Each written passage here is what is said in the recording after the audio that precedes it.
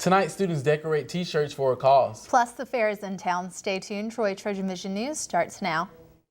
From the High Definition Production Center of Troy University's Broadcast and Digital Network and Troy campuses around the world, this is Troy TrojanVision News.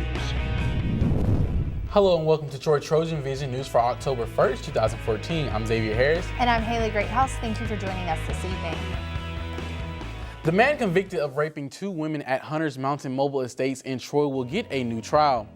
On Tuesday, the Alabama Supreme Court left intact a ruling by Pike County Circuit Judge Jeff Kelly that Andre Lamont Ellison should receive a new trial in January 2013. Ellis was convicted of raping 2 women and burglarizing 1 woman's residence in March of 2012. Kelly ordered a new trial because the prosecution did not disclose evidence that could have helped him in defense. Prosecutors turned to the Supreme Court to try to block the judge's orders, but the Supreme Court denied their request and by unanimous decision. Ellis had been sentenced to 85 years in prison for 2 rapes and burglary. There is no word on when the new trial will start. It's not unusual to see students with t-shirts on a college campus, but not often are those t-shirts used to help educate people about the dangers of domestic violence. Jordan Elston has the details. Troy Student Counseling Center was offering students a creative way to recognize domestic violence. The Student Counseling Center is holding a clothesline project event. It's a nationwide campaign that's designed to honor those who've been affected by domestic violence. So we're inviting faculty, staff, and students to come out today and decorate a t-shirt, either for someone that they know personally that's been affected by it, or they can just do it for survivors in general. Although it was a simple act of decorating a t-shirt, Duncan says it is a small part of a larger effort to make people aware of the dangers of domestic violence. An organization decided to do something to honor victims of domestic violence, so that's where this was born from. And now across the country, during October, different universities, organizations, sexual assault and domestic violence programs, and people just, do this event to help raise awareness. Many students came out and decorated t-shirts in honor of Domestic Violence Awareness Month, and one student told me why she chose to participate. I saw the stand, and I always like to see, people getting out and doing stuff that they believe in. And I saw it, and she was like, well, we're doing domestic violence awareness. And I was like, oh, sounds like a good cause. I'll participate. The Student Counseling Center is taking personal domestic violence story submissions at save@troy.edu through October 17th, and the stories will be displayed October 20th in the Trojan Center. Jordan Nelson, Troy, TrojanVision News. The finished t-shirts will be displayed throughout the rest of the month on the 2nd floor of the Trojan Center outside the Office of Student Involvement. Yesterday, the Troy Shrine Club held the opening day for the Pike County Fair, raising money for Children's Hospital, and last night I had a chance to visit it. Tuesday night was the grand opening for the annual Pike County Fair, hosted by the Troy Shriners Club. The club has the fair every year in support of children and to raise money for the Shriners Hospital for Children. The main purpose for holding this fair, and I'll be very honest with you, is to raise money for our children's hospitals. We have helped over 1 million children. Last year alone, we helped over 124,000 kids. At no cost. All these kids have been helped at no cost. That's what we Shriners do. We raise money to help the kids. One parent expresses how she feels that the Shrines Club hosts the fair in such a small town. I think it's very important because it's a small community and it gives these kids something to do without having to go far away. And while the Pike County Fair is not only for family and children, but also college students. And lucky for Troy students, coupons are placed around campus and students are allowed to take one, which grants them half off admission into the fair and $5 off wristbands. And each year the Shriners say they try and add more fun to attract more people to come out and have fun. We try to raise new venues, bring new groups in to improve the attendance, to improve the dollars. And it's tremendous. It really is to see these people walk out with a smile on their face and the kids having a ball. The County Fair will go on until Saturday. A Troy University professor is making an attempt to bring the Troy University community together in prayer at least once a week. Ken LeBrant, a Spanish professor at Troy, is trying to organize a weekly prayer meeting on the North Quad called Acts Through Prayer. He hopes that he can get people to gather together to pray once a week in an open setting accessible to all faculty, staff, and students. Pray over this campus a lot. I've had different prayer partners at times, prayed with faculty in smaller groups, and done a lot of things, prayed more in quiet. But this was something I wanted to purpose to have more visibility. Not necessarily for tremendous size, but to make an impact on campus and really to connect.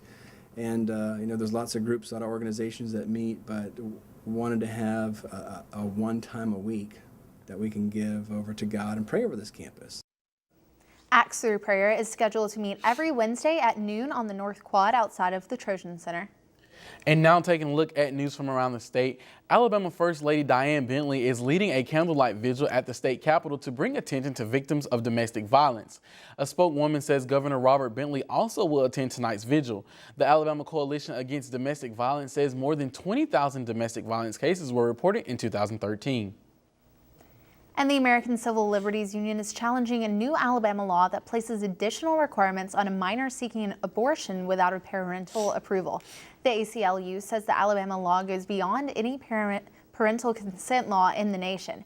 It provides that when a girl seeks judicial approval for an abortion without her parents' consent, the court can appoint a guardian for the fetus, and it allows a district attorney to question the girl. And a group of studying overcrowding in Alabama's prisons has found that arrests are declining and sentences are getting shorter, but Alabama prisons remain at nearly double their design capacity.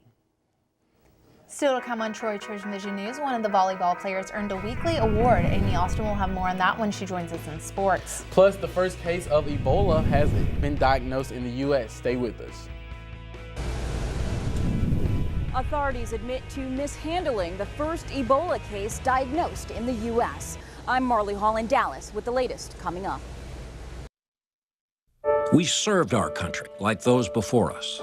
You know, it was a dangerous area. All of Vietnam was dangerous. The carnage of war left an indelible mark on me.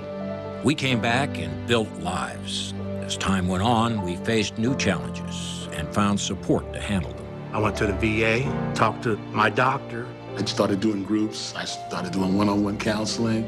At MakeTheConnection.net, you can hear our stories and find tools and services available to you. Food. It nourishes, brings us together, and adds flavor to life. That's why it's important to wash hands, surfaces, and fresh produce. Keep raw meat, poultry, and seafood separate from ready-to-eat foods like fruits and vegetables. And cook to proper temperatures using a food thermometer. Enjoy, and refrigerate leftovers within 2 hours. For more tips on safely preparing foods, visit homefoodsafety.org. Now, the latest in Trojan sports on TrojanVision News. The Troy volleyball team has had several close matches that did not fall in their favor. The past 4 games went to 5 sets. Head coach Sonny Kirkpatrick says this gives him both feelings of happiness because his team competes, but frustration as they can't close out the game. We were up 2-0 in the first match, and we were up 2-1 in the second match. So we had opportunities to close it out, and we just didn't capitalize on those opportunities. So while it's, you know, we did play some very good volleyball, there were points that we didn't, and that's what the other teams capitalized on and ultimately won the matches. The volleyball team is back on the road this weekend as they head to take on Georgia Southern. But the volleyball program did have good news coming out of this weekend. Junior Allie Dowdell was named the Sunbelt Conference Defensive Player of the Week. Dowdell broke Troy's single match record on Friday with 42 digs, topping Courtney Cohen's 39 dig record. Then on Saturday, Dowdell had 26 digs against the Bobcats. She has record at least 20 digs in all 5 Sunbelt matches Troy has competed in thus far, and she leads the Sunbelt with 6.04 digs per set in conference play. This is the first award of Dowdell's career, the second for the Trojans this season. For the women's tennis team, Anya Kosovic and Trang Hyun competed at the Riviera ITA Women's All-American Championships. The team fell in their opening doubles match to Florida's Peggy Porter and Josie Kuhlman. The first match, the Florida team won 6-0, and the second match they took by a score of 7-6. The 2 Troy juniors did not compete in the pre-qualifying draw due to their national rankings. The duo is 50th in the nation in doubles. Kosovic and Hune will play in a consolation draw. The Trojans will all take the court on October 10th as they travel to Tuscaloosa for the USTA ITA Southern Regional Championships. The women's golf team completed play at the Chris Bannister Golf Classic and came away with the victory. The women shot a 4 over 292 en route to a 16-stroke win. Fatima Fernandez-Cano won the individual title with Langley Vinoy finishing in second place. Cano finished 1 over in the tournament, and in the second round, Cano's 2 under was the only under par round among the entire field. And head coach Bart Barnes said he is happy with the way his team performed. Really pleased with the way they played. All 3 rounds, shooting the best rounds in each round at least are tied for the best rounds each round. So, I mean, if you win each day, and that's kind of what we talk about, from a philosophy is win each day, win each round. If you do that, then you're going to come out on top. The women's team will have a week of rest and preparation before heading to Jacksonville, Florida for the JU Classic. While the football team has seen a rough patch to start off the season, some high points have been coming out of the games. Defense has been a main focus after the 2013 season and has seen improvements throughout this season. Defensive player Trey Hall feels that the defense did their job throughout the game against Louisiana Monroe and have improved from game to game this season.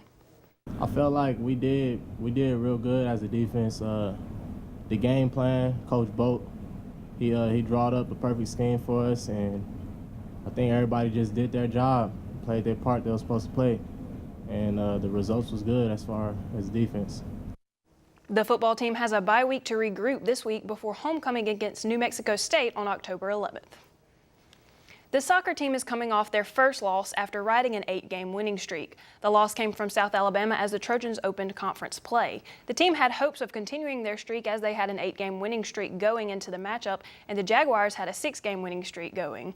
But head coach Jason Hamilton says this loss could be a good thing later on down the road. That's what I said to our staff before. Like, if we lose this game, it's not going to be something that is going to break us because we're on an 8-game winning streak, and it kind of showed. We came to the game and they scored 2 goals on our mistakes in the first 7 minutes. So we've got to learn from that you can't just show up. Doesn't matter how many games you win before. This is conference, and it's going to be a little bit tougher, and you've got to be prepared to go. So I think it actually is a good thing for us, going forward with the rest of the season.